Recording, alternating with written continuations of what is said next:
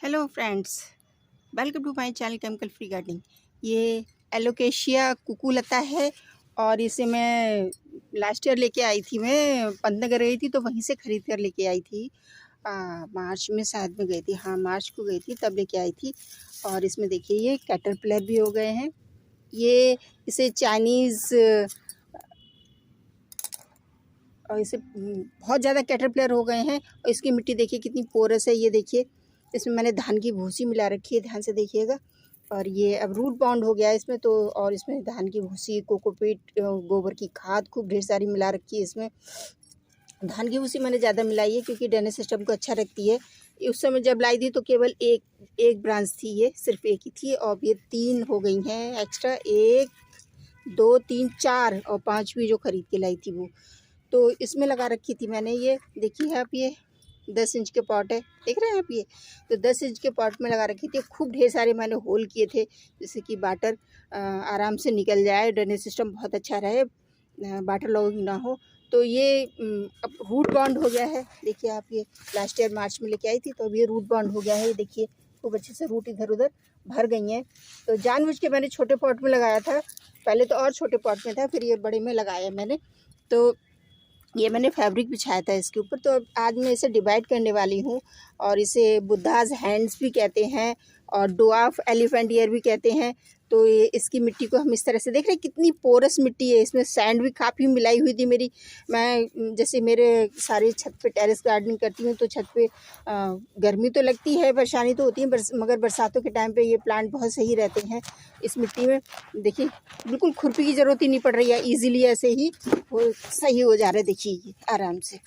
तो इसे मैं डिवाइड भी करूँगी, आपको बताऊँगी कि डिवाइड कैसे कर सकते हैं। तो पहले तो इसकी मिट्टी हम बिल्कुल अच्छे से ऐसे निकाल लेते हैं और इसके जो भी पुराने पत्ते हैं, बेकार पत्ते हैं ना, इन सब को हम कट कर देंगे। देखिए ये बिल्कुल बेकार जो पीले पत्ते हैं, ये मैंने बिल्कुल शेड में रखा हुआ था। शेड में क्या कहना चाहिए, ऐसी जगह रखा था जहाँ मॉर्निंग की हल्की छन छन के धूप आती है, ऐसी जगह लगा के रखा था मैंने ये। और मैं इसे डिवाइड कर रही हूँ क्योंकि इसके बहुत लोग मांग भी रहे हैं इसे अब। तो मैं देना तो नहीं चाहती हूँ, मगर फिर भी डिमांड कर रहे हैं कि प्लीज़ हमें ये दे दो, हमें चाहिए ये। तो ये देखिए, ये इस तरह से हम इसे अलग कर सकते हैं, कई प्लांट बना सकते हैं। देखिए ये इस तरह से एक ये प्लांट बन जाएगा। देखिए ये बहुत इजीली निकल आया है। ये बेबी प्लांट देखिए, इतना ही बड़ा मैं लेके आई थी जब लेके आई थी ख़रीद के। तो अब ये इतने बल्ब प्रोड्यूस हो गए हैं, ये इतना मोटा हो गया है। इसकी स्टेम देखिए। तो इसे हम कोकोपीट मिक्स और सैंड मिक्स में लगाएंगे। आप चाहें तो परलाइट भी, इसमें थोड़ा सा मैंने परलाइट भी मिला रखा है क्योंकि सक्लेंट कुछ ख़त्म होते जा रहे हैं, कुछ मैं इकट्ठे एक साथ लगा दे रही हूँ। तो उनकी स्पॉटिंग मिक्स है, तो सक्लेंट की, इंडोर प्लांट की कुछ एक जैसी ही होती है। तो इसमें इस तरह से हम शिफ्ट करेंगे। धान की भूसी आप ज़रूर मिला लीजिए, सैंड धान की भूसी, और चाहें तो इसमें भी थोड़ी सी आप फंजीसाइड भी मिला सकते हैं। मेरा फंजीसाइड अभी नीचे रखा है क्योंकि सक्लेंट में मैंने डाला था तो मैं नीचे लेके गई थी बिल्कुल लास्ट में, सेकंड फ्लोर पे जो मेरा नीचे वाला है, तो वहाँ पे मैं लेके गई थी। तो वहीं रखा है, मैं लाने का ध्यान नहीं रहा, अचानक से प्रोग्राम बन गया, चलो इसे रिपोर्ट कर देते हैं। और इसे अब छाया में ही रखेंगे। और अभी चाहें तो हम इसमें और भी प्लांट बना सकते हैं। देखिए इस तरह से करके, ये वाला मैं निकाल देती हूँ। देखिए बिल्कुल कोई कट करने की ज़रूरत नहीं है, आराम से अपने आप ही रूट अलग हो जाती है। ये देखिए, ये देखिए, ये इस तरह से देख रहे हैं आप। ये तो ये एलोकेशिया बहुत इजीली अलग हो जाता है। देखिए 4 प्लांट मेरे बन गए इजीली। देखो आप, ये 1 2 3 4 5 प्लांट बन गए। मैं लेके आई थी, 1 लेके आई थी और अब ये 5 बन गए। तो बहुत इजीली ये अलग हो जाते हैं, डिवाइड।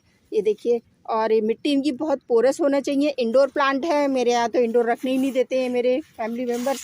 कहते हैं ऊपर रखो, जो कुछ करना है ऊपर ही पड़े रहो, नीचे मत फैलो, ऊपर ही फैलते रहो, नीचे मत फैलो। तो मैं सारे ऊपर ही रख दिए, मगर बिल्कुल पीछे जो मेरे हिबिस्किस है उनके पीछे की साइड मैंने लगा रखे हैं, वहाँ पे पार्शियल शेड आती है। ये इस तरह से हम इसमें यही वाली मिट्टी भर देते हैं। मिट्टी बहुत अच्छी होनी चाहिए, पोरस और नमी बना के रखें। मैं तो इसमें मॉर्निंग में ही पानी लगा के जाती हूँ, फिर बाद में पानी चलता रहता है धीरे धीरे, आराम से, कोई दिक्कत नहीं होती है। कुछ इस पर बॉटल वगैरह भर के रख दिए मैंने, तो ये आराम से चल जाएगा। मिट्टी आप हमेशा ध्यान रखिएगा, इसमें पोरस मिट्टी बनाइएगा क्योंकि मेरे छत पे रहते हैं तो चांस ही नहीं होता है कि फंगल इन्फेक्शन हो जाए। हवा भी लगती है, धूप भी अच्छी खासी सुबह की लगी जाती है मॉर्निंग की। पार्शियल शेड में भले को रख दियो मगर हल्की हल्की धूप आती ही रहती है छन छन के, तो इन्हें धूप भी मिल जाती है। तो देखिए कोई भी कीट वगैरह कुछ नहीं, कुछ भी इसमें नहीं निकला है और कैटरपिलर भी नहीं लगे हैं इसमें। बस थोड़े से ये पत्ते टर्न होने लगते हैं, तो इस समय शायद में कोई ये अभी न्यू बिल्कुल लीफ निकल रही हैं, तो उन पे शायद में हो सकता है कुछ अटैक हो रहा हो। कुछ गर्मी भी बहुत ज़्यादा है, देखिए इस तरह के ब्राउन लीफ हो रही हैं, गर्मी की वजह से परेशान हो रहा है प्लांट। तो इस तरह से हम लगा देंगे, ये ऐसे करके ये इसमें शिफ्ट कर देंगे और ऊपर से मिट्टी डाल देंगे। और इन सभी प्लांट को मैं रिपोर्ट कर दूंगी बाद में, क्योंकि एक हाथ से कैमरा चला के मैं सारे रिपोर्ट नहीं कर सकती हूँ। तो ये देखिए इस तरह से हम ये लगा देंगे। बस वाटरिंग का ध्यान रखिएगा, इसमें पानी अच्छे से दीजिएगा। सुबह में चाहे दीजिए चाहे शाम को दीजिए, बस कोशिश कीजिए इसको ओवर वाटरिंग ना हो। ओवर वाटरिंग हो जाती है तो प्लांट बिल्कुल बेकार होने लगता है। तो इसमें मैं ये भी डाल देती हूँ थोड़ी सी मिट्टी। देखिए इसमें भी मेरी मिट्टी में वो मिला हुआ है ईंट का चूरा, जो प्लांट की जड़ों को ठंडा रखता है। रेड रेड दिख रहा है ना, ये रेड मिट्टी नहीं है, इसमें ईंट का चूरा है। मैं ईंट का चूरा भी ला के रख लेती हूँ 2-4 किलो। जब भी मुझे रिपोर्टिंग की ज़रूरत होती है तो मैं उसमें मिक्स कर देती हूँ। इस मिट्टी में भी ईंट का चूरा मैंने मिलाया था, क्योंकि ये पानी को होल्ड तो नहीं करता है मगर मिट्टी को ठंडा रखता है। ड्रेन आउट बहुत जल्दी हो जाता है पानी को बिल्कुल अच्छे से ठंडा ठंडा रखता है।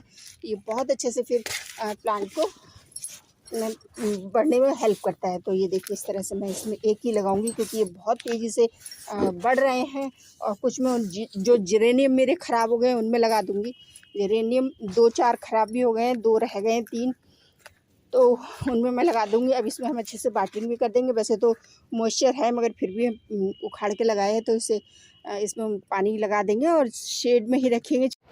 अब इसमें खूब ढेर सारा हम पानी डाल देंगे और छाया में ही रखेंगे। छाया में ही रखना है 5-6 दिन तक लगातार, क्योंकि पूरी जड़ें खुल गई हैं। तो इसे छाया में ही रखेंगे, धूप में नहीं रखेंगे।